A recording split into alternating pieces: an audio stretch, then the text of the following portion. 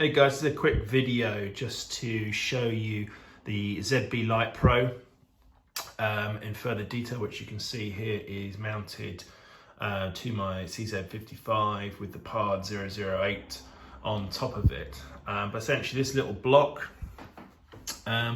is quite simply a Picatinny block with a mechanical windage and elevation turret system. Really simple, quite agricultural really in how it operates. It just winds up a little post for the elevation and down, which is then kept in by a little spring, and then the elevation pushes a pin back and forth as well, and you can lock out the adjustment via a locking nut on the other side of the elevation that you can just elevation turret you can just see there. You can mount the unit in reverse, which is what I've done here. This is to allow you to have the Picatinny rail going towards the shooter so that you can mount NVs, which are traditionally shorter and near-eye units. I did try and mount it the other way around without success. There wasn't enough elevation in it because the unit's literally on top of the actual mount as opposed to hanging off the back as you see here, so it compounds that effect of the angle being created. Also I wasn't getting a whole screen, shall I say. I was going to get like an ocular version, so this is definitely the best way round. But for those guys who use rim fires, centre fires with these units, we have the trouble of getting the clearance for our bolts, and some rifles have lower bolt throws, but most pretty much have a high bolt throw like this one, and this is the closest I can get the mounting to that. I mean, before I bought the Z Lite, I was using various rails. I'll put a little picture in the corner. I then used a Hawk adjustable elevation rail, but both require shimming. The standard rail by itself would make sure you would need to have shim this part here and also the front part to get the crosshairs centralized. You can mount the PARD directly to the dovetail mount, but the screws stick out on the other side. But there's loads of PARD reviews out there, so I won't go into the unit as much.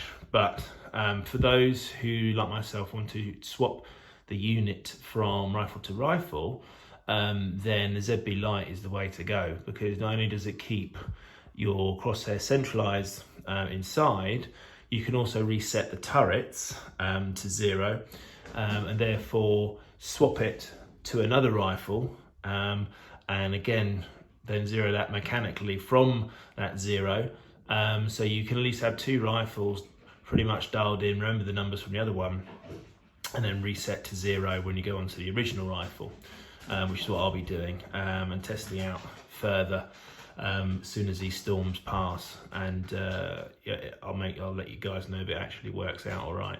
But it's quite a sturdy unit, quite well built.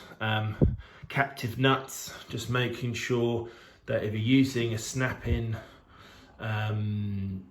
Picatinny to dovetail rail like I have, you can just see it poking out underneath there. It's great in the fact that it keeps everything lower to the receiver, but not as great as that you can't see if it's tightening up correctly, and that so you avoid that wobble. When you've tightened these captive nuts here, there was initially for me just a slight wobble here. Now with the weight on top, that gets compounded, and you know, a couple of mil you'll be way out downrange. So just be careful of that. So I put a little bit of spray into the adapter, and what was happening, it was getting stuck, and the captive nut then wasn't allowing it to screw up enough. So once I give a bit of a spray and a bit of a squeeze, a little tip, then it worked well, and then it's screwed down in equally here and equally there, so it's nice and solid now, which is great. So that would stop, if you're having issues with 0 wobbling off, Once you zeroed it, come back and then it wobbles off, check that. And that goes for any sort of rail conversion that you're doing. Just keep checking it. It might be slightly out from the milling of the mount or the rail that you're using, but you may need to put something just in between or shorter screw down so you get more purchase through into the whichever side or whichever part of the mounting solution you've got, which isn't working for you. But now this is absolutely rock solid, and this is what I'm going to stick with. It did have different inclinations with a combination of an existing rail which was already this high, then the ZB Lite, and then the PARD, and I'll put a photo in there so you can see that one. And that worked. It worked well. It was, however, still it was quite high, and I thought over time the zero would get knocked. So if I could get away with a snap-in rail, then I would.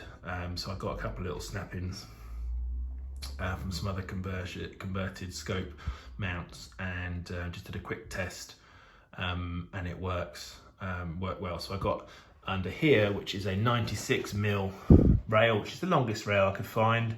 Wasn't expensive, about 14 quid from Amazon, and it just snapped straight in as before. As I said, just got to give it a quick couple of squirts, make sure it's